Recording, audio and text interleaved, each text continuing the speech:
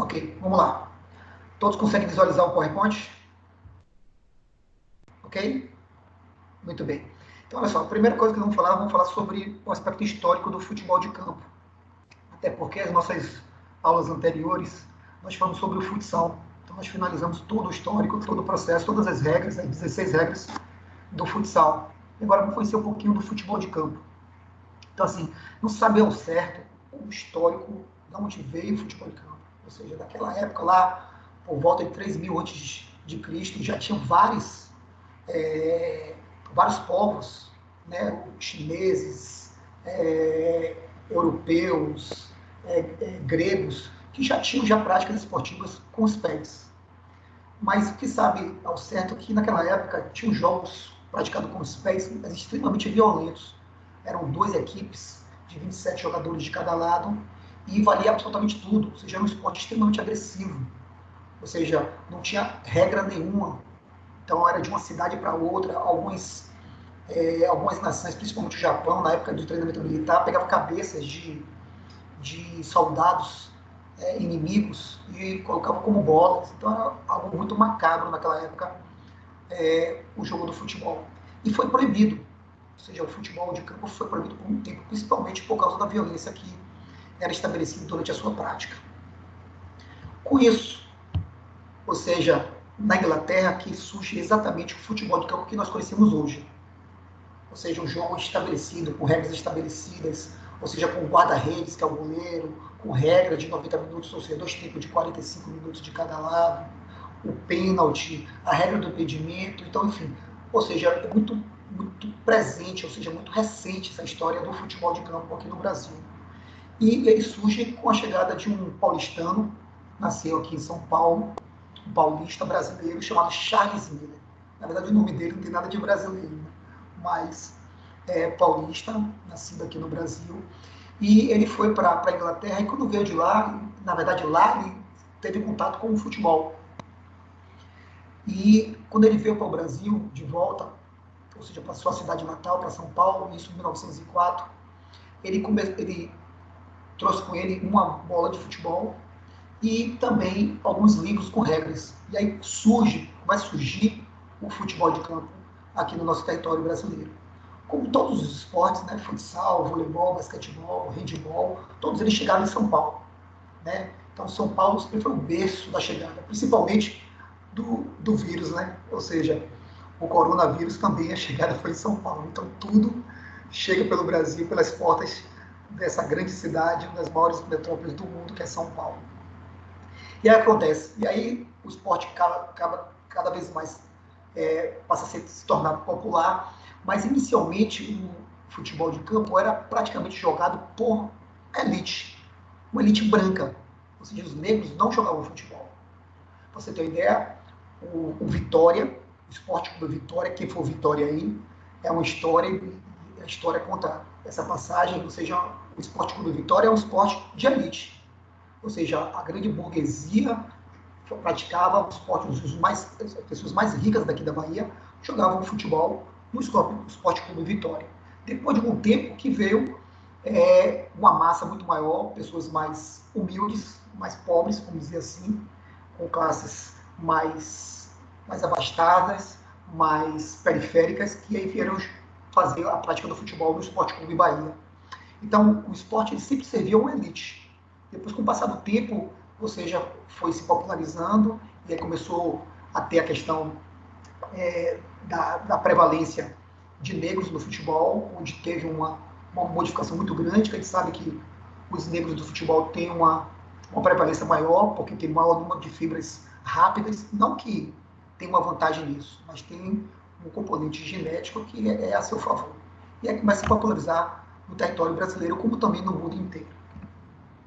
Bem, passando adiante, vamos ver aqui um pouquinho da primeira bola, tá vendo? 1930, que dá para ver para vocês aqui do lado esquerdo do computador de vocês, ou seja, essa bola, que é uma das primeiras bolas, percebe que ela tem ainda um cordão, né? Então isso machucava bastante, principalmente nas peladas, nos campos de várzeas, machucava muitos pés, porque naquela época era muito comum se jogar futebol, até hoje nos campos de várzeas, descalço.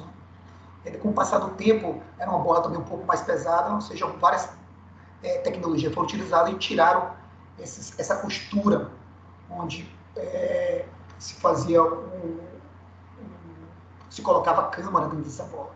E do lado direito daqui do vídeo vocês conseguem ver Charles Miller, ou seja, foi esse cara aí, esse paulista brasileiro, que numa viagem que ele fez à Inglaterra, ele trouxe ao Brasil essa bola de futebol e mais alguns livros de regra, no qual se tornou hoje o esporte mais popular do nosso território brasileiro. Bem, agora sim, depois desse breve histórico, vamos falar do esporte mais popular do Brasil e do mundo, vamos falar sobre o futebol de campo. Então, a primeira coisa, o campo. Então, a gente tem que entender que o campo de futebol tem medidas específicas para partidas oficiais. O que são partidas oficiais? São partidas da Confederação Brasileira de Futebol e partidas feitas pela FIFA, que é a Federação Internacional de Futebol e Associados, FIFA, né? Então, tem as medidas que são mínimas e máximas. Aqui a gente consegue perceber que o mínimo para ter uma partida oficial é 100 metros de comprimento, ou seja, de largura esse campo, não, perdão, de comprimento, 100 metros, e no máximo 120 metros. Então, 100 até 120 metros seria o ideal para ter um jogo oficial. Isso em comprimento. Já de largura, seria de 45 até 90 metros de comprimento. Tá certo? Então, essas são as dimensões de um campo de futebol, ou seja, no máximo 120 metros de comprimento e no máximo 90 metros de largura. Todos os nossos estádios que nós temos, os estádios que foram construídos para a Copa do Mundo, eles têm essas dimensões: 120 metros de comprimento por 90 metros de largura. Então, mantém-se aí essa padronização que tanto serve para jogos da Confederação Brasileira de Futebol, como também para jogos da Federação Internacional de Futebol e Associados, que é a FIFA. O próximo slide a gente percebe o círculo central, tá vendo? Que é de 18 metros, 30 de diâmetro. Então aí é onde começa a partida. E um detalhe importante é que quando o juiz vai começar uma partida de futebol, ele chama o capitão de um lado e o capitão de um outro. Ainda não definiu de quem vai ser o lado do campo e também não se definiu de quem vai sair com a bola. Ou seja, quem faz isso é o árbitro. Ele pega uma moeda, que não é uma moeda com valor financeiro, é uma moeda que tem duas cores. Normalmente é azul e vermelho. Ele joga essa moeda e pega. Aquela equipe que escolheu o azul e caiu o azul, ela vai escolher o lado do campo que vai jogar. E também com ela vai sair a bola. Então a equipe que ganha sai com a bola e sai também com a escolha do lado que ele quer começar. Aí no segundo tempo, troca-se o lado e o outro time sai com a posse de bola. Então nunca esqueça disso. Sempre quando vai começar, ou seja, tem esse cara e coroa, que é feito pelo árbitro, e a equipe que ganha escolhe o lado que vai começar e também ele sai com a bola.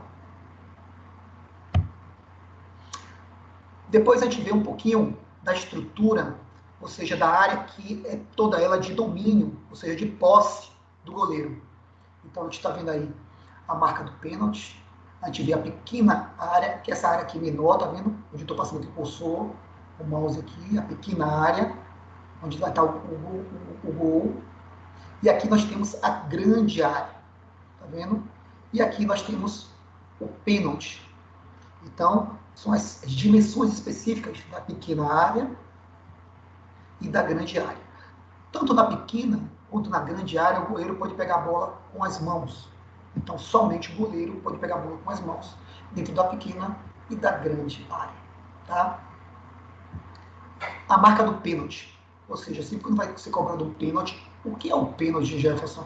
É toda vez que um jogador ele tem uma falta que é desde a linha da grande área, tá? Onde eu estou passando o mouse, desde a linha até a linha do gol do goleiro. Então, se houver qualquer falta em toda essa estrutura aqui, é tido pênalti. Então, se pênalti, a bola é colocada aqui e o jogador vai fazer a cobrança. A distância entre essa marcação, que é o pênalti, e a linha onde o goleiro tem que ficar com os dois pés é de 11 metros. Certo? Bem, a área do goleiro. Como eu falei para você naquele dia, até fiz uma ilustração com passos, né, lá na sala de aula. Ou seja, enquanto no futsal são 3 metros de comprimento, né? Essa área aqui seria 3 metros e a trave seria 2 metros de altura, já no futebol de campo é bem diferente. Ou seja, a altura dessa baliza direita e baliza esquerda é de 2 metros e 44.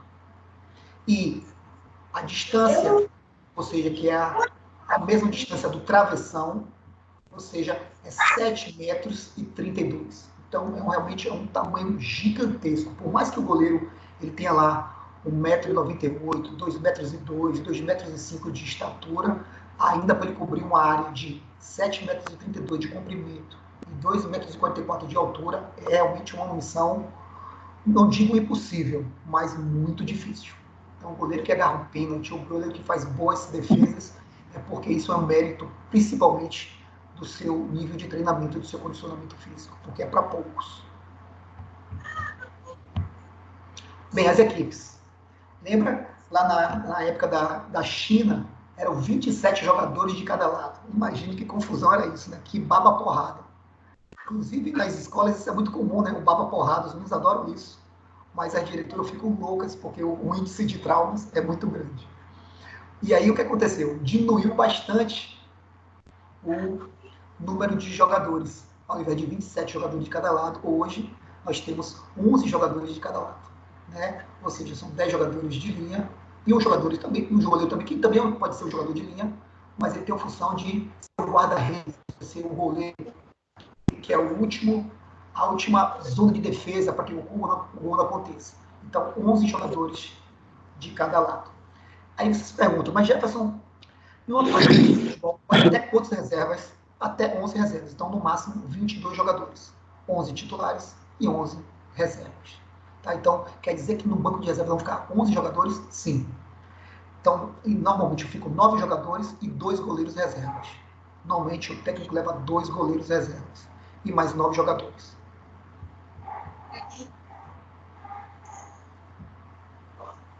Vamos lá, os árbitros. Vamos falar um pouquinho agora dos nossos árbitros. Então, nós temos, especificamente no campo, 3 árbitros, que é um central, é aquele que é a autoridade máxima da partida, e 2 bandeirinhas, que é o bandeirinha direito e o bandeirinha esquerdo. Esses bandeirinhas também têm poder de arbitragem, então eles trabalham juntos. É um triângulo de arbitragem. Então, o árbitro central mais os 2 árbitros laterais, eles trabalham juntos. Mas qualquer divergência que possa ocorrer, a decisão final sempre vai ser do árbitro central. E temos também outros árbitros também, são os mesários, que ficam. Então temos um árbitro que ficou responsável pela súmula. Acho que é Dalielton. Dalielton, deixa o seu microfone mudo. Aí, obrigado, querido. E aí o que acontece? Qualquer interferência que aconteça, os árbitros reservas, eles também podem tomar o lugar dos árbitros principais. Por exemplo, se o árbitro principal tiver algum problema, o primeiro árbitro, que é o árbitro direito, assume o árbitro central. O segundo árbitro assume a arbitragem, que é o árbitro número 1, que é o árbitro do lado direito. E um árbitro do mesário assume o terceiro árbitro, que é o bandeirinha esquerdo. Então, eles trabalham em equipe, mas a figura máxima responsável do jogo é o árbitro principal, é aquele que fica correndo dentro do campo. Já os 2 árbitros também ajudam a marcação do árbitro central, mas a posição final, sempre, repito, é do árbitro principal. A bola. A bola tem, em média, 68 a 70 centímetros de circunferência e de 410 a 450 gramas de peso.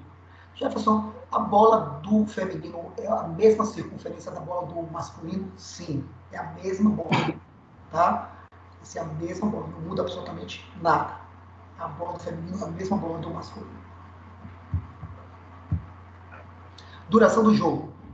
O jogo é disputado em 2 tempos de 45 minutos.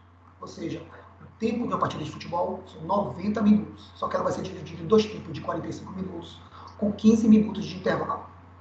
Tá? Então, olha só. Um detalhe importante. Jefferson, se acontecer alguma falta, alguma paralisação, esse tempo vai ser reposto? Vai. Sempre quando a gente está assistindo qualquer partida de futebol, a gente sempre observa o quê? Que no final, quando termina os 45 minutos, o árbitro ele olha para o relógio dele, que finalizou lá, e ele verifica muitas vezes no outro relógio qual foi o tempo que o jogo ficou rodando parado. E ele dá a chamada uma prorrogação, dá um tempo maior naquela duração da partida. Então ele dá 1 minuto, dá 2 minutos, dá 3 minutos, 4, 5 minutos, quanto tempo for necessário. Porque pode acontecer acidentes mais graves, que ter a saída de jogadores da partida. Pode ter paralisação por interrupção, porque algum torcedor entrou no campo. Pode ter falta de luz. Pode ter confusão, brigas. Então, pode ter inúmeros fatores que podem paralisar a partida. Mas, no final da duração, ele vai dar um tempo prorrogativo para compensar aquele tempo que a bola ficou parada. Bem, Jefferson, e se terminou, vamos lá, terminou o primeiro tempo, 45 minutos, e acabou o segundo tempo também de 45 minutos. O que acontece? Existe alguma prorrogação? Se a partida ela for classificatória, não, o jogo termina empatado, sem problema nenhum, se for a fase classificatória. Mas se for uma fase final, ou seja, oitava de finais, quarta de finais, semifinais e finais, ou seja, sempre tem a chamada prorrogação, ou seja, o jogo não pode terminar empatado, ou seja, tem que ter um vitorioso, tem que ter um vencedor. Então sempre vai ter uma prorrogação. O jogo ele tem a chamada prorrogação. E o que é essa prorrogação? Essa prorrogação são 2 tempos de 15 minutos, tá? E diz a regra é o seguinte. Oi. O slide está parado nas equipes. O slide está parado nas equipes, é? Parou. Parou aqui? Vê se mexeu agora. Mexeu agora? Não. Não? Então, peraí. Segura um pouquinho aí, tá? Eu vou abrir de novo aqui, tá bom? Tá bom.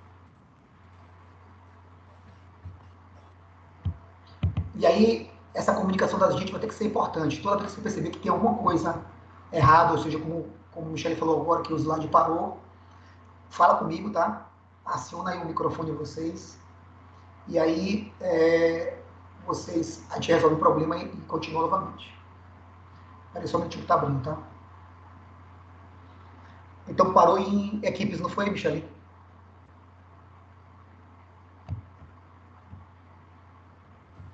Foi sim. Beleza. Eu vou abrir novamente equipes e volto de novo, tá? Tá bom. Nós temos 15 pessoas até no momento na nossa sala. Deixa eu ver, até então já tinha anotado 12. Deixa eu ver quem chegou depois. Danielton. Tudo bem, Danielton? Deixa eu ver quem chegou mais depois. Jéssica. Deixa eu ver quem chegou depois mais também. Gustavo está aqui. Ian. No final, vou fazer uma chamadinha rápida, tá, gente?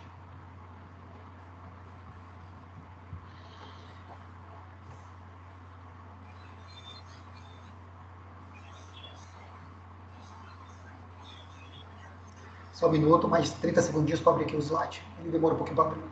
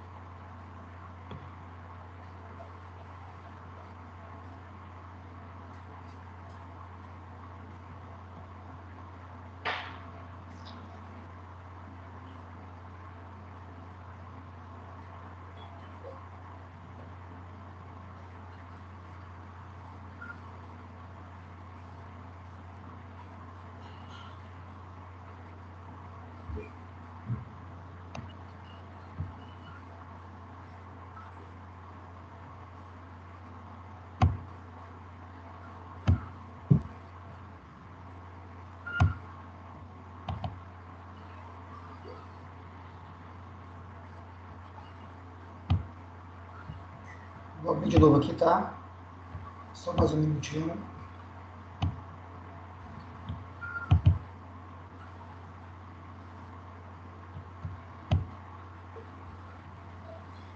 Pronto, acho que agora vai.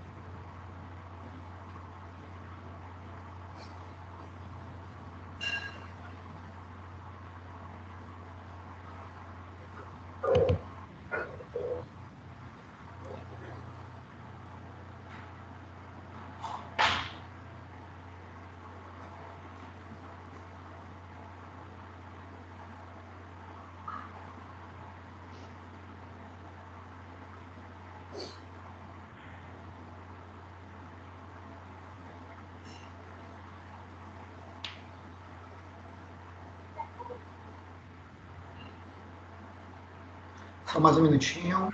Já está quase no final. Já está com mais de 80% carregado aqui.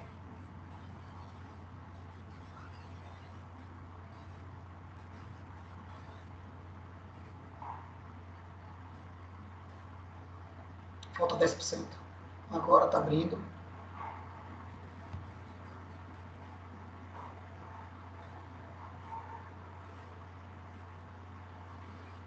Pronto. Vão me dando feedback aí, tá aparecendo? Tá. Isso.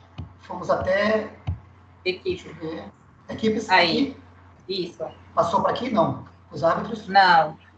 Pronto. Então vamos começar daí, tá? Então, olha só. Espera só um minutinho, deixa eu fechar aqui a porta.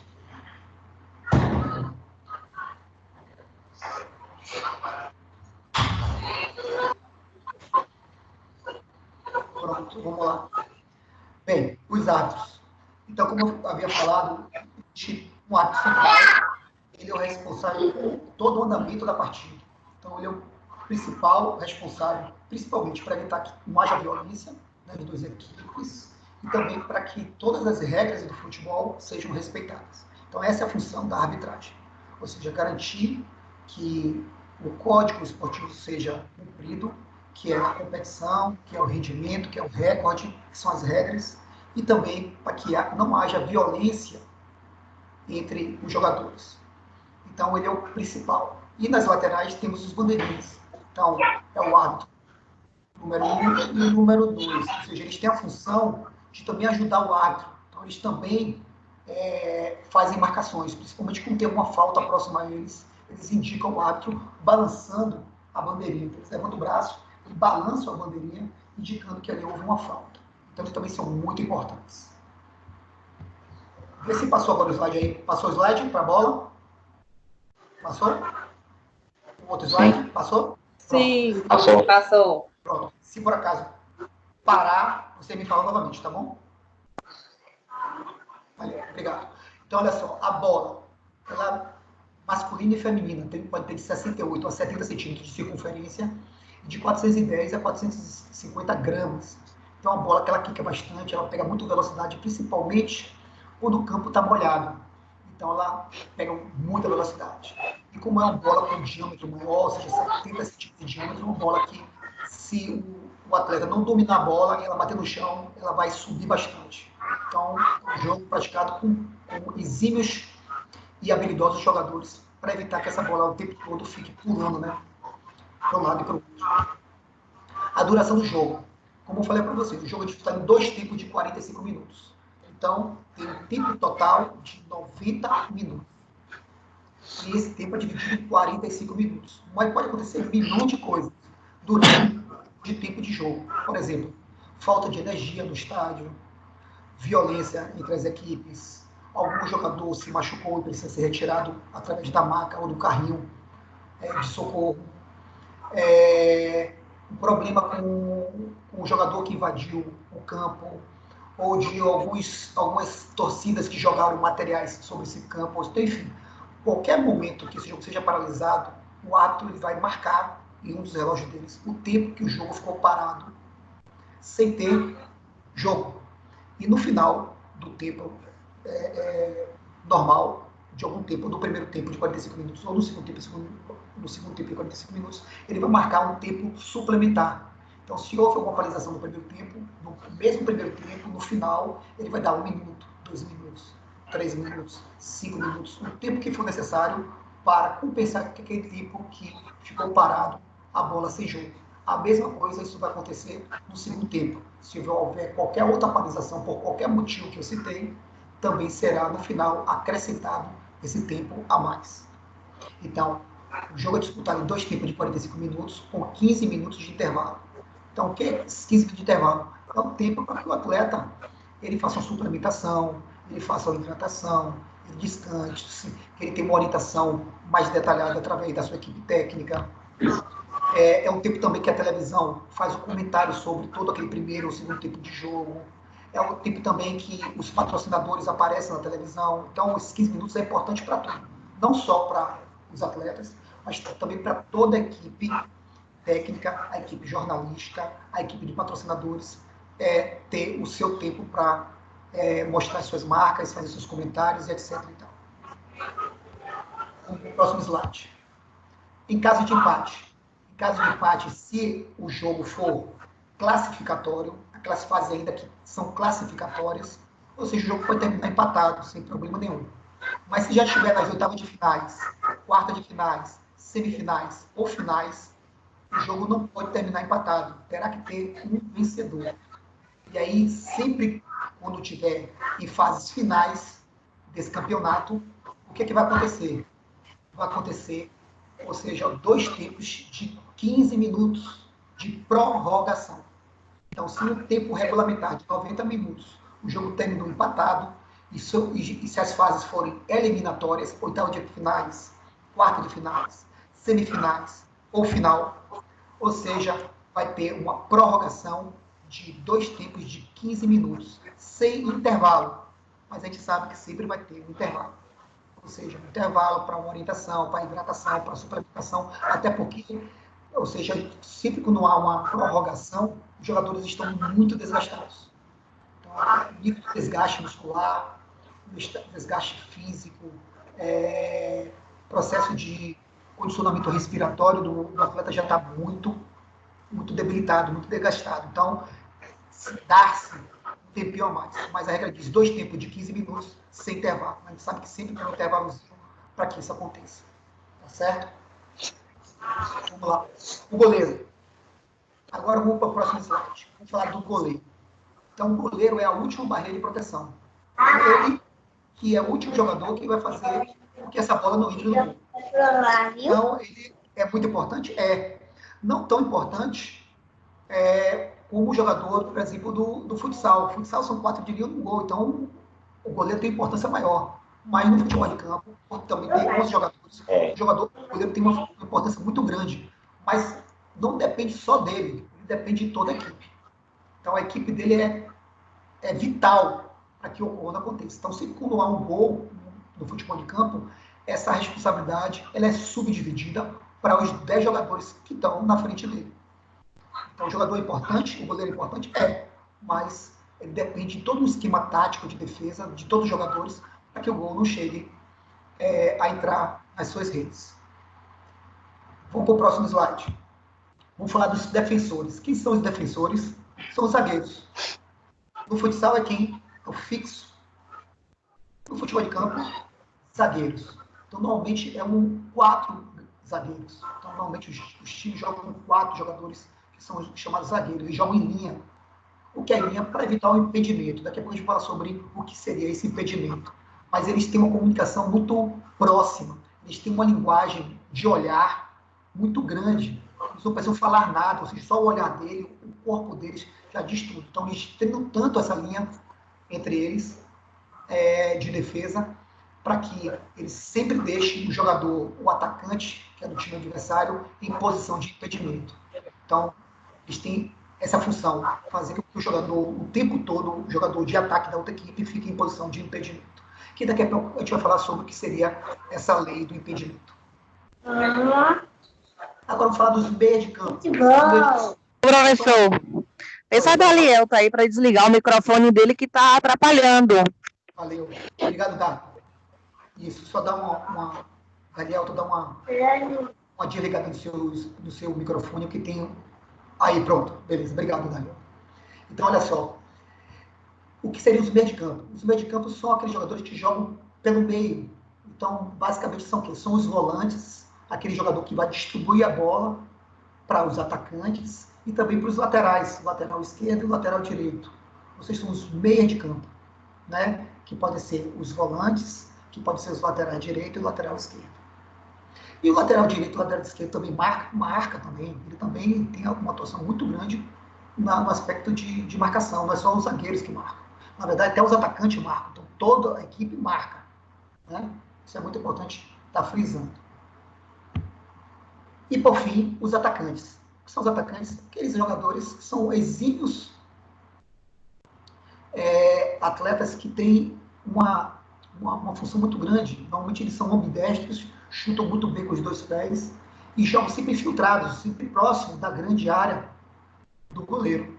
Então são os atacantes, aqueles que vão finalizar, aqueles que vão receber a bola dos laterais, aqueles que vão receber a bola dos zagueiros, aqueles que vão receber a bola do goleiro num contra-ataque rápido.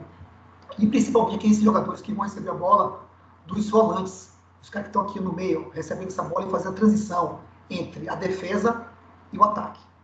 Tá certo? As táticas de jogo. Ou seja, inúmeras foram as táticas de jogo. Isso desde a época de 1880. Né? Ou seja, desde a época que esse esporte foi criado pelos ingleses. E aí surge, naquela época, o primeiro sistema tático, que é chamado pirâmide, que ficou no futebol do mundo entre 1880 até 1930. Ou seja, aí 50 anos com esse sistema tático. O que é esse sistema pirâmide? Tá vendo? 5 jogadores de ataque, 3 na meia, atuando como meia jogadores, como laterais e volante, e 2 jogadores só na defesa. Depois o goleiro. Ou seja, eles tinham uma ideia de que tinha que ter muita gente na frente para impedir que essa bola passasse com facilidade. Então esse sistema tático durou durante praticamente 50 anos no futebol mundial. Depois disso, professores, surge no ano de 1950 o sistema chamado WM. O que era esse WM? Ou seja, era uma distinção da letra M, que era na defesa, e W, que era no ataque. Então, nós tínhamos basicamente o quê? 3 atacantes, 4 meias e 3 zagueiros, 3 defensores, que era o sistema chamado WM, que também perdurou por muitos anos, esse sistema tático de defesa e de ataque do futebol mundial. Depois disso, entre 1950 e 1970, surgiu o 4-2-4, o que era 4 jogadores de defesa, como até hoje isso acontece, 2 que era em transição e 4 atacantes. Então era um jogo muito mais ofensivo do que defensivo. Então tinha um jogo praticamente aqui com 4, com mais 2 jogadores, os meias aqui, ou seja, 6 jogadores atacando o tempo todo. Então, um jogo muito ofensivo. E aí, é aquela história, né? Quem melhor se defendesse, menos tomava gol. E quem mais atacasse, mais fazia gol. E aí, tinha aquelas equipes muito bem preparadas para o ataque e aquelas equipes muito bem preparadas para a defesa. Não tinha uma equipe muito boa no ataque, nem muito boa na defesa. O que hoje, no sistema tático moderno, existe. É isso que nós vamos ver daqui a pouquinho. Depois de 1970, veio um outro sistema tático chamado catenácio, que é 1-4-2-3. Ou seja, um jogador bem próximo do goleiro, 4 outros jogadores também em defesa. Então, nós tínhamos aí, né, nesse período, 5 jogadores, 2 de transição e 3 atacantes, né? E aí você vê que aqui tem um chamado líbero, que é o líbero, ou seja, um jogador que ele também saía da zona de defesa e ia para a zona de ataque. Então começava a ter essa flutuação. Os jogadores de defesa também e começavam a vir também para o sistema de ataque. Então, tinha um sistema de ataque um pouco mais ofensivo e tinha um sistema de defesa também um pouco mais técnico, né? Muito mais eficiente. Depois de 1960, surge um outro, que é o chamado 4-3-3. Ó, 4 zagueiros, 3 meias e 3 atacantes, que é um outro sistema tático também. Depois de um tempo, surge o jogo atual, que é o hoje. Hoje o que é mais utilizado é esse aqui que eu vou mostrar para vocês. Esse é um 2. Vou mostrar mais 2 desses, tá? O primeiro, que é muito utilizado hoje nos grandes times do mundo, que é o chamado 5-3-2. Ou seja, ó, 5 defensores, 3 meias e 2 atacantes. Mas isso significa dizer que são 5 defensores fixos. Eles flutuam o tempo todo para o ataque também. O que acontece? Esses 2 laterais, o lateral direito e o lateral esquerdo, eles sobem e aí no ataque fica 3, 3, 4. Na defesa vai ficar sempre 2, 3, 5. Então hoje é uma flutuabilidade muito grande da equipe de defesa para o ataque e do ataque para a defesa. O outro, também que é muito atual hoje em dia, é o chamado 3-5-1-1. Ó, 3 zagueiros, 5 volantes, 1 e um mais próximo da área do goleiro, da grande área. Só que aqui o que acontece? Esses 3 aqui sobem, mas muito pouco, e esses 2 aqui, o lateral direito e o lateral direito e o lateral esquerdo, eles sobem para fazer um ataque com 4 jogadores. E também vai acontecer desse 1 aqui, ó, ser chamado o volante. Ou seja, ó, ele trabalha muito aqui nesse meio de campo, deixando sempre esse outro jogador aqui na cara do gol. Tem um outro, que é esse aqui, 4-2-3-1. Ou seja, ó, 4 jogadores de defesa, 2 jogadores aqui, 3 jogadores mais enfiados e um jogador no final. Ou seja, também funciona muito bem. Ou seja, esse sistema de ataque 4-2-3-1. Ou seja, 4 jogadores no sistema de defesa, 2 jogadores como meias, 3 caindo, um volante aqui e 2 laterais e um mais infiltrado. Ou seja, sempre vão ter 3 jogadores caindo na área. Como hoje o Flamengo está jogando muito assim. Sempre cai 3 jogadores atacando ao mesmo tempo. Então você percebe chegar sempre 3 jogadores, um pelo meio e 2 sempre caindo pelas laterais da grande área. Então é um sistema de ataque extremamente eficiente, ofensivo, que funciona muito bem. Bem, mudou o slide aí? Está no lateral? Mudou? Isso. O lateral. Sempre o lateral, o jogador não pode pisar na linha. Os 2 pés dele têm que ficar fora dessa linha. Então é para trás. E essa bola não pode ser arremessada lá de trás, nem aqui na frente, empurrando essa bola, como se fosse um passe de basquetebol ou de handebol. Então essa bola tem que sair atrás da nuca. Mas só que tem muitos atletas hoje que têm um treinamento técnico, um tratamento de força, principalmente do core, ou seja, o músculo abdominal, os músculos da parte posterior do corpo, né, glúteos, alguns músculos costais, que ele consegue fazer esse arremesso com tamanha força de envergadura, que ele consegue lançar essa bola dentro da área do goleiro, da pequena área. Então, como se fosse um cruzamento feito com as mãos. Então, isso é permitido. Então, esse lateral sempre tem que ser feito com os braços esticados e a bola tem que vir, ou seja, atrás da sua cabeça, ou seja, atrás da nuca, né, para ser cobrada. E os 2 pés não podem pisar na linha. Tem que estar um paralelo ao outro, um lado do outro, para fazer isso. Por exemplo, ele não pode fazer o lateral pulando, saltando. Ele não pode fazer a cobrança lateral com um pé só. Então, os 2 pés têm que estar no sol. E a mão atrás e fazer essa cobrança de lateral. O escanteio.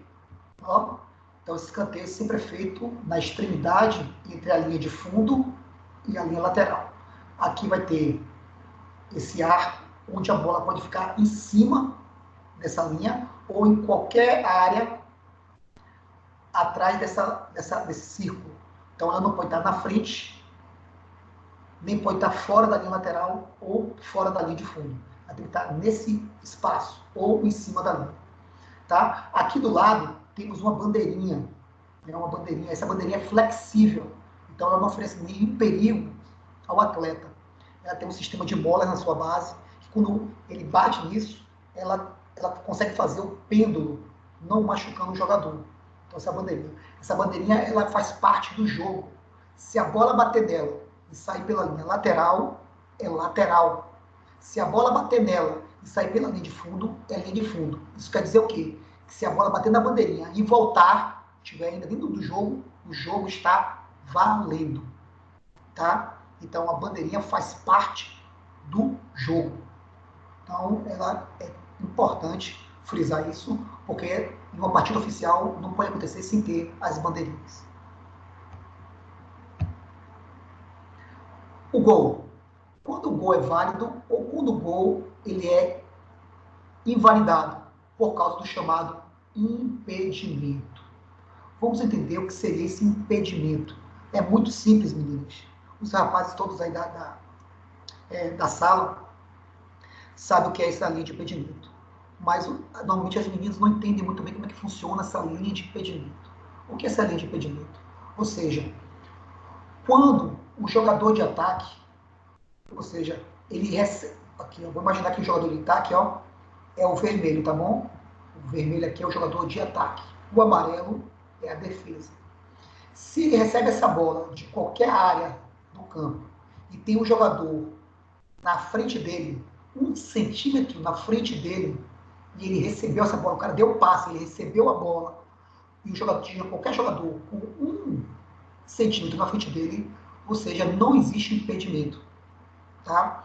Agora, se tiver também o jogador na linha dele, na mesma linha dele, também não há impedimento. Então, da linha do jogador, por isso que essa linha aqui, ó, da linha dele para frente, se tiver qualquer jogador adversário, não houve impedimento. Mas, se ele receber essa bola e tiver o jogador atrás da linha dele, do atacante, aí é chamado impedimento. Por isso que eu estava falando para vocês que a equipe de defesa, ela joga em linha os 4 zagueiros, os 4 defensores, porque eles sempre ficam na frente, ó, como esse aqui está, na frente do ataque. Porque se ele receber essa bola, automaticamente ele está impedido. Eles não se preocupam com isso. Beleza? E aí o que acontece? O atacante esperto fica sempre na linha dele. Porque quando ele receber essa bola, ele estava na mesma linha, e aí vai depender do quê? Da habilidade dele. Vai depender da habilidade dele de pegar essa bola, fazer o domínio dela e ter mais velocidade, conseguindo ultrapassar o seu jogador ou driblar ele e tentar fazer o gol. Então, isso que é chamado impedimento. O jogador tem que estar na mesma linha ou atrás dele para que o gol seja validado. Se tiver na frente dele, ou seja, se o jogador, perdão, desculpa, vou mostrar aqui na linha melhor. Resumindo, o que é o impedimento? O jogador de ataque tem que estar na mesma linha que o jogador de defesa, na mesma linha ou atrás. Se tiver 1 centímetro na frente o jogador de ataque receber essa bola, é impedimento. Repetindo, se tiver o jogador de ataque estiver na mesma linha ou atrás do último jogador de defesa, o gol é válido, não há impedimento. Mas se o jogador tiver 1 centímetro à frente, o jogador de ataque tiver 1 centímetro na frente do jogador de defesa e receber essa bola, aí há o impedimento. Vamos lá. Vamos para decisões por pênaltis. Ou seja, se no jogo classificatório, que são 2 tempos de 45 minutos, terminou os 90 minutos, o jogo empatado, vai para as prorrogações. Quanto tempo é? 15 minutos. 2 tempos de 15 minutos. Se terminou empatado, esses 2 tempos suplementares de prorrogação desses 15 minutos, aí vai para decisões por pênaltis. Ou seja, o que é que vai acontecer? Ou seja, os jogadores cada jogador, cada equipe vai bater 5 pênaltis, 5 para cada lado. E se terminar empatado, depois dessas 5 cobranças, vai uma cobrança para cada time, ou seja, intercalados, até que se conheça o vencedor. Aquele que perdeu vai ser desclassificado. E aquele que fez o gol será o vencedor daquela partida. Cobranças de falta direta. Já perceberam que sempre quando há uma falta, o árbitro ele pega aquela espuminha que fica na cintura dele, aquela espuminha, faz uma marcação no chão e mostra para o atleta o apito, para esperar a autorização do apito. E ele pega e dá 9 metros. Na verdade, o árbitro vai dar 10, ele vai fazer 10 passos. Ele vai dar 10 passos. Vai caminhar daqui onde ele fez a primeira marcação com a espuminha. Ele dá 10 passos. E aí bota aquela linha com a espuma aqui para que os jogadores fiquem em cima daquela linha. Por que ele coloca 10 passos? Porque sempre os jogadores, quando ele for autorizar, o jogador já deu uns passinhos para frente. E sempre a cobrança vai estar sempre nessa casa obrigatória de 9 metros e 15 centímetros. Então tem que estar nessa circunferência de 9 metros e 15 centímetros. Isso é obrigatório. Então, como o árbitro não tem uma fita métrica, ele dá 10 passos, faz a marcação, pede para que os jogadores fiquem em cima, só que quando ele vai fazer a cobrança, os jogadores já deram lá meio passo, um passinho para frente. E aí está dentro daqueles 9 metros e 15 centímetros. Então o árbitro, por experiência, ele sempre dá 10 passos largos, né, de um adulto. Cobrança de falta indireta. Voltando aqui o lance, falta direta quando o jogador chuta direto. Então ele vai chutar direto. Então a falta direta. Tá? E o que é uma falta indireta? Uma falta indireta é quando há 2 toques. Ele vai tocar para alguém ou alguém vai tocar para ele chutar essa bola. Normalmente isso acontece com bolas colocadas. Né? Então ele dá um toquezinho para que essa bola bata por cima, vença essa barreira, mesmo ela saltando, e entre ou no ângulo superior direito do goleiro ou no ângulo superior esquerdo do goleiro. As faltas. As faltas elas são precedidas de 2 cartões. Um é o amarelo e o outro é o vermelho. O amarelo, queridos professores, o amarelo ele é uma falta que vai para uma conduta antidesportiva. Então o jogador vê com o pé um pouco mais alto, oferecendo perigo ao jogador, ou o jogador tirou a camisa para comemorar o gol, ou o jogador xingou, provocou a torcida, ou está utilizando gestos negativos, dizendo que o árbitro, que ele não concorda com a marcação do árbitro. Então, as faltas mais brandas, mais leves, o árbitro sempre vai advertir com o cartão amarelo. Mas também, essas faltas elas podem ser mais graves. Então, são aquelas faltas onde teve a intenção de ferir a integridade física do adversário. Aí sim, vai ser dado o cartão vermelho. Aí vocês podem perguntar, Jefferson, ele pode dar um cartão vermelho direto, assim, dar o primeiro amarelo? Pode. Então, dependendo da falta, da gravidade, ou seja, da robustez dessa falta, ele pode aplicar o cartão amarelo direto, sem mesmo ter aplicado o primeiro amarelo. Mas se o jogador tiver um amarelo e uma outra falta também for uma falta leve, que ele vinha tomar o segundo amarelo, o árbitro não vai dar o segundo amarelo. O árbitro vai dar o vermelho direto, porque ele já tem um acumulado, que é o cartão amarelo. Tá certo? Lembrando que o jogador expulso, ele não pode ficar nem no banco de reservas. Ele tem que sair para o vestiário, não pode mais retornar. E se ele quiser assistir o jogo, ele tem que ir para a arquibancada. Tá? Então, o árbitro que der o cartão vermelho para o jogador está desqualificado da partida. Ele tem que sair totalmente do campo e diretamente para o vestiário. Atualizações de regra. E aí houveram, no final de 2019, lá entre outubro e novembro, atualizações das regras. Só que essas atualizações nós vamos falar na nossa próxima aula, tá certo? Então, na próxima aula, a gente vai falar sobre atualizações da regra do futebol de campo. Ou seja, o que mudou e o que permanece. Então, vamos falar um pouquinho sobre isso e algumas curiosidades sobre o futebol de campo. Agora, pessoal, vamos bater um papozinho, ou seja, agora chegou o momento de vocês abrir todos os microfones, e quem quiser fazer pergunta já pode levantar a mão aí, entrar aí com vídeo ou com áudio, e pode fazer qualquer pergunta que vocês quiserem, fique à vontade. Jefferson. Oi, Michele, tá falando? Oi, Michele, pode falar. Sobre o impedimento, eu não entendi muito bem, não. Isso. Porque, na verdade, não aparece você mostrando o mouse, passando o mouse em cima. Ah, não aparece eu mostrando o mouse, não é? Não. Ah, beleza, olha só. Vamos imaginar uma linha reta, tá?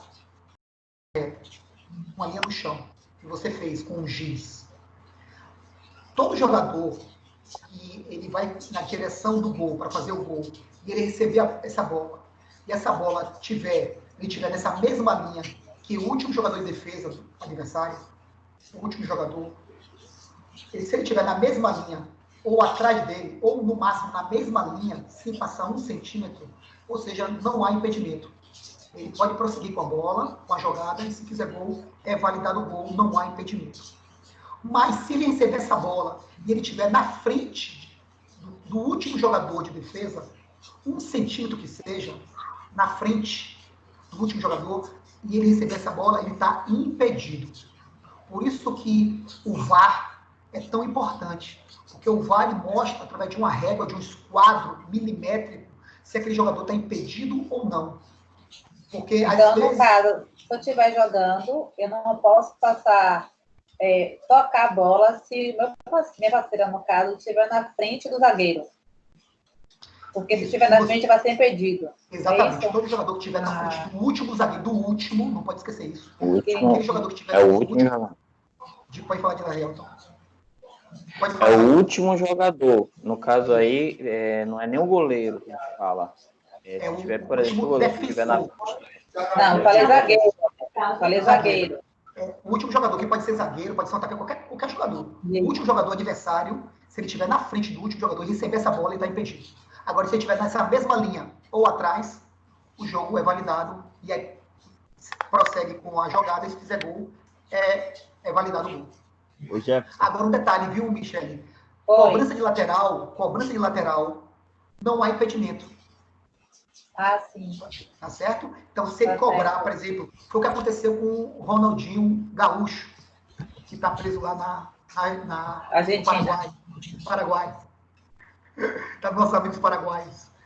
O Ronaldinho teve um jogo contra o São Paulo.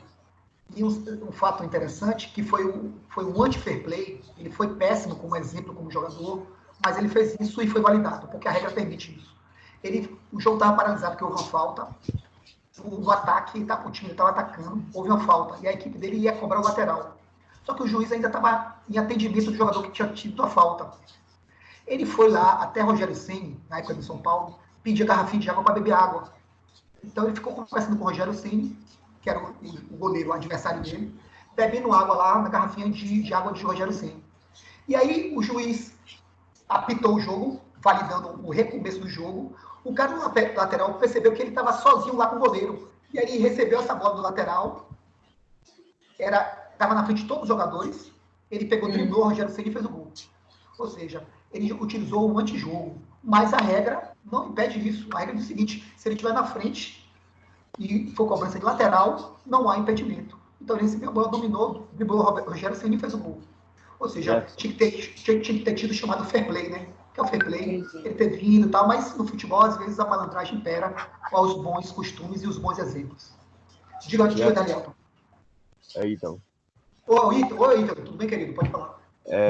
Tem na questão do impedimento, tem a questão do tronco, uma parte do corpo que às vezes não é válido como impedimento.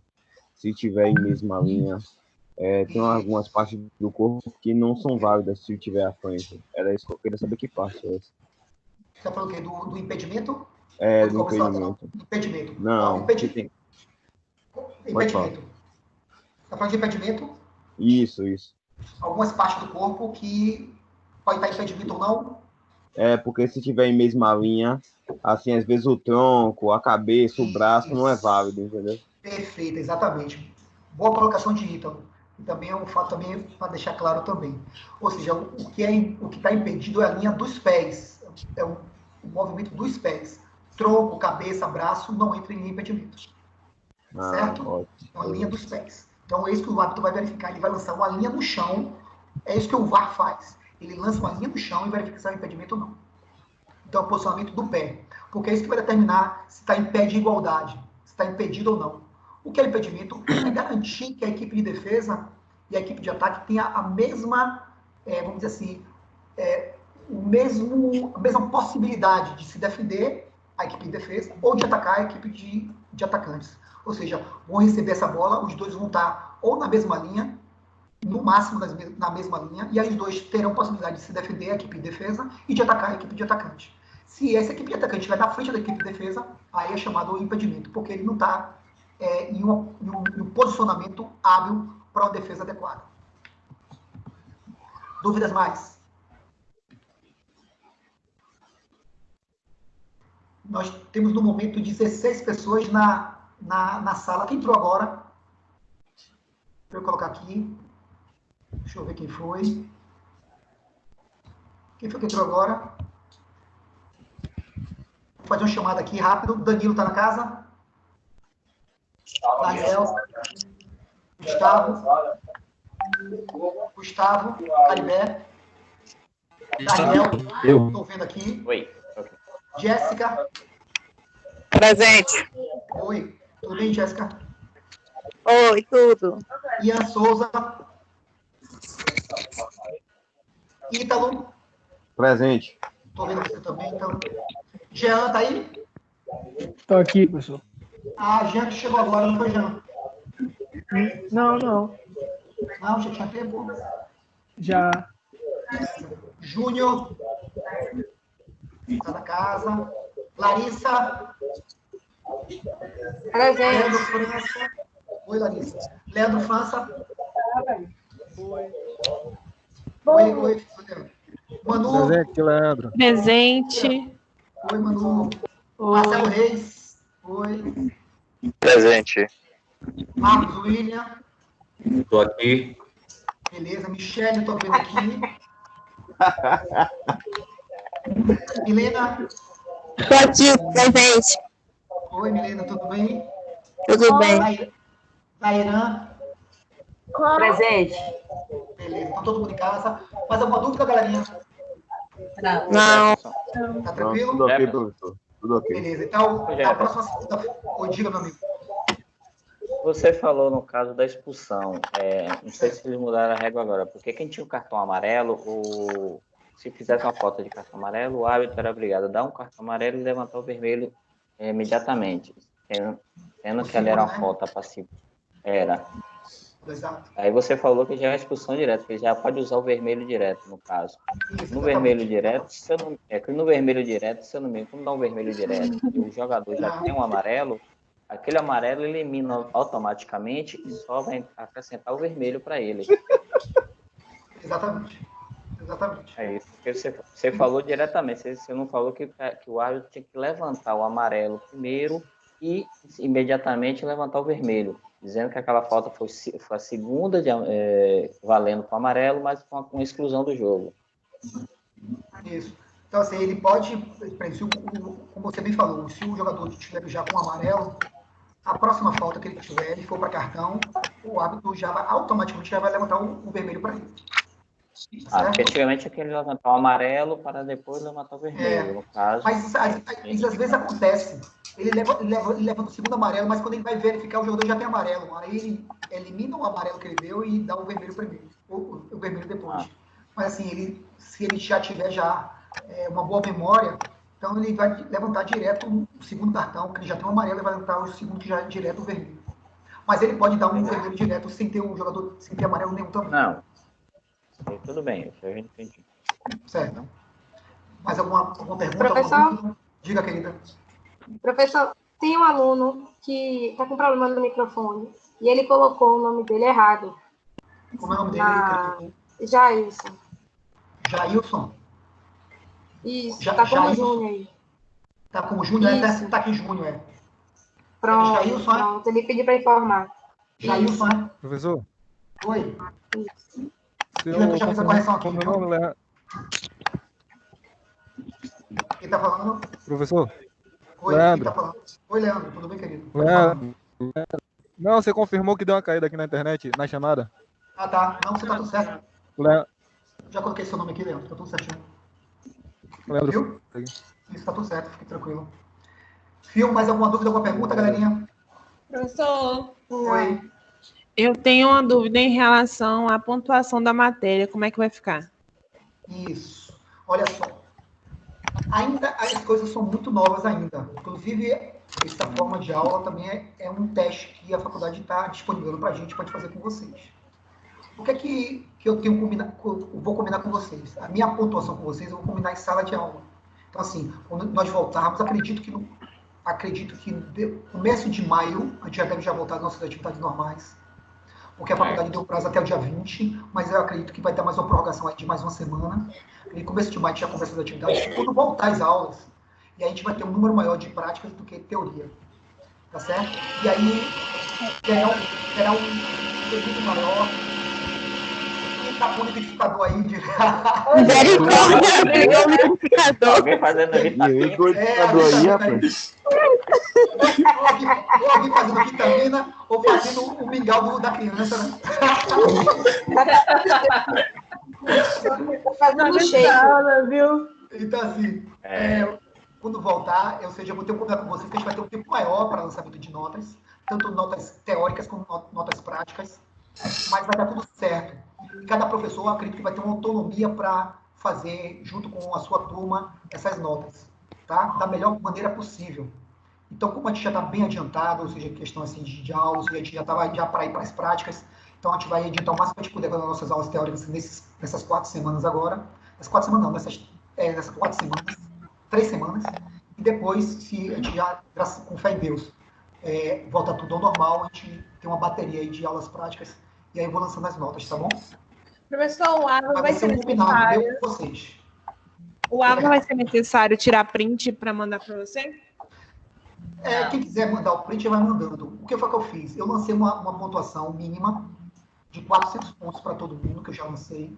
E lá na frente, quem não me entregar, ou pelo print por e-mail, ou quando voltar às aulas me mostrar, eu vou lá e altero essa nota, retiro esses 400 pontos. Mas quem já me mostrar, já está tudo certinho.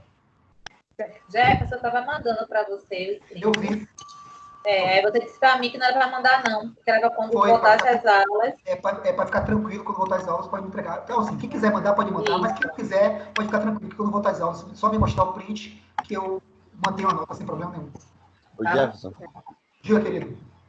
você não quer ser o orientador da gente do TCC1, não? Porque a gente tem dificuldade. Por favor. Você que lute. Vocês estão com quem, com o Marcos? Mas Marcos não responde a gente.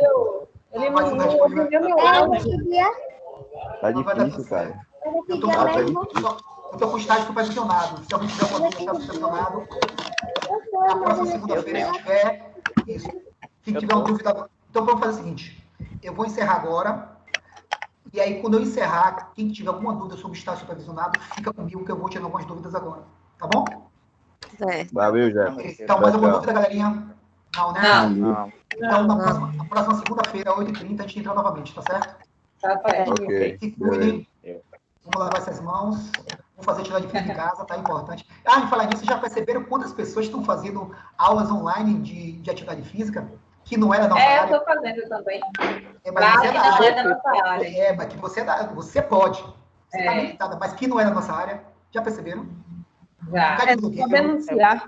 um bocado de blogueiro, um bocado de fisioterapeuta, um bocado de gente que não tem habilitação nenhuma na área de educação física para prescrever atividade física, estão fazendo. Ou seja, agora virou moda isso. Né? Pois colocaram um coordenador de fisioterapia para o nosso Não, o pior é que tem uma amiga minha que faz. Sem comentários, sem comentários. Agora já era, que a aula está gravada. Sorry. Tô triste. Vamos lá, vamos seguir o papo. Estamos todos de luto. Pois é. Valeu, então. Boa noite para vocês. Obrigado, meu galerinha. Boa noite. Muito obrigada. Tchau. Pessoal que quer falar sobre o estágio, Boa fica noite. na sala, tá? Boa noite. Se quiser falar sobre o estágio, fica na sala. Ok, outra obrigada. De nada. Vamos lá. O primeiro eu falo sobre estágio. Quem gostaria? Professor, antes do senhor tirar as dúvidas, Tá. já apareceu aqui já. Não apareceu porque estava o slide na frente. Eu tirei. Isso, Tirei agora. obrigado. De Me diga uma nada. coisa, professor. Os temas, o tema, o macrotema que a gente tem que abordar, ele é na nossa área, não é isso? Você está falando do quê? De estágio supervisionado? Não, do TCC, perdão. Sei que você falou TCC. Não, TCC 1 é Madison e TCC 2 é Jorge Moreira. Mas, assim, eu posso te dar um alô agora rapidinho aqui para você não ficar com essa dúvida por muito tempo. Diga aí. Não, eu queria saber que os temas, eles são da nossa área, no caso, licenciatura. Isso, você no meu caso. Você tá pegando TCC 1 ou TCC 2? Um ainda. Então, é sua área licenciatura? Isso. Pronto, então olha só. Você vai escolher uma área que pode ser qualquer aspecto, mas que envolva a escola. Por exemplo, vou pegar um aspecto na área do esporte, futebol. Então pode ser o futebol aplicado na educação infantil, no ensino fundamental 1, ensino fundamental 2 ou ensino médio. Por exemplo, posso falar sobre fisiologia, posso falar sobre fisiologia infantil na escola, fisiologia na atividade humana no ensino fundamental 1, ensino fundamental 2, ou posso falar fisiologia humana também no comportamento humano no segundo ano da segunda série do terceiro ano do ensino médio. Ou seja, qualquer tema que você escolher tem que estar linkado a uma área da licenciatura, que são elas: educação infantil, troca aí, professor. Fundamental 2 ou ensino médio. Tá bom. Obrigado, professor. De nada. Agora lembre-se, escolha sempre uma área que você gosta de falar. Tá certo? Pronto. Diga alguma coisa que você gosta. Futebol mesmo ou futsal? Futebol. Pronto. Você pode, então, futebol é mais difícil na escola. Futsal é mais presente, né? Porque nem todas as escolas têm campo de futebol. Mas futsal, a maioria das escolas tem uma quadra poliesportiva. Então, você pode falar, por exemplo, mudança do comportamento através do futsal no terceiro ano do ensino fundamental 1. Então, estou trabalhando de valores. Posso trabalhar técnica e tática do futsal no sexto ano do ensino fundamental 2. Eu posso trabalhar com aspectos metodológicos do futsal no ensino médio. Tá vendo? Eu posso trabalhar com qualquer coisa, tá? Valeu, professor. Obrigadão. De nada, meu filho. Vamos lá, estágio supervisionado. Quem gostaria, tanto na licenciatura quanto no bacharelado. Fique à vontade. Quem gostaria de falar primeiro? Eu tenho 5 pessoas na sala. Eu tenho Danilo, Ian, Jean e Leandro França. Eu estou perguntando ao senhor também, essa situação, como é que a gente vai ficar no caso dos estágios, as práticas, no caso? Isso. Com certeza a faculdade vai dar um tempo maior. Inclusive, eu entrei no estágio hoje, eles prorrogaram a entrega do primeiro documento. Ou seja, tem 43 dias ainda para entregar. Então, esse é o primeiro documento do estágio, você preenche ele. Ele já está na Xerox lá na faculdade. Já coloquei na Xerox todo preenchidinho, tudo bonitinho para vocês. Ali na Xerox é onde você sobe a escada rolante. Antes de entrar nas catracas, tem ali a pipoqueira. Sim. O de pipoca. Do lado tem uma Xeroxzinha, não tem? Isso. Ali já tá o documento, que serve tanto para o estágio 1, 2 ou 3. É o mesmo documento, tanto para a licenciatura quanto para o bacharelado. É o mesmo documento. Então, você só imprimir ali, levar para Fábio Vanderlei, que é o coordenador do curso, carimbar. Então, ele vai carimbar e assinar 2 documentos. Só precisa ser as 2 assinaturas dele, carimbo dele, mais nada.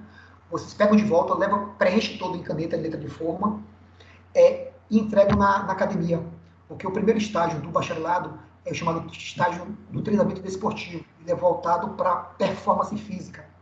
E o primeiro estágio na licenciatura é o estágio da educação infantil ou fundamental 1. Então, dentro da escola, ou com a educação infantil, lá grupo 1, grupo 2, grupo 3, grupo 4, grupo 5, alfabetização, primeiro, segundo, terceiro, quarto e quinto ano do fundamental 1. Então, você pode pegar qualquer série dessa e ir para lá, entregar o documento da escola. A escola só precisa só assinar e carimbar. Então, você já vai entregar tudo certinho.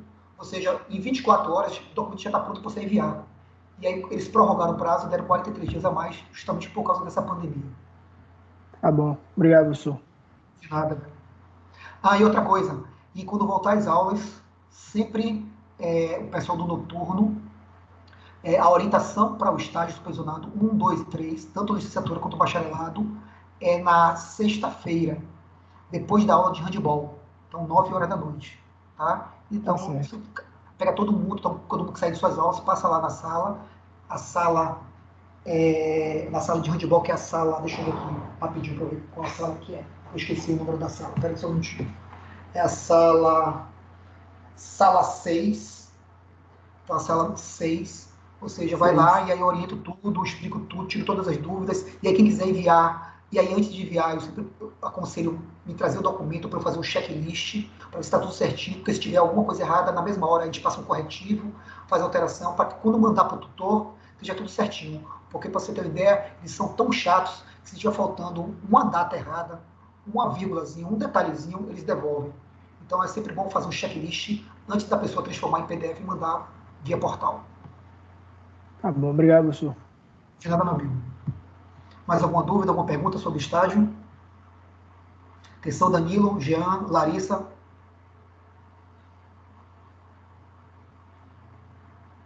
Não, eu tô tranquilo já. Beleza. Então, mais alguém? Larissa? Então, beleza. Não há dúvida, não. Beleza, então. Então, a todos, muito obrigado. Se tiver mais alguma dúvida, avisa os demais que não conseguiram assistir a aula hoje, que essa aula está gravada e está disponível também para eles, que eles podem assistir toda a nossa aula de hoje. E qualquer dúvida sobre o estágio supervisionado, na próxima segunda-feira, depois da aula do futebol e futsal, eu oriento sobre o estágio, tá bom? Então, um grande abraço. Tchau, Danilo. Tchau, Jean. Tchau, Larissa. Tchau, professor. Obrigado. Tchau. Tchau, professor. Até mais. Até.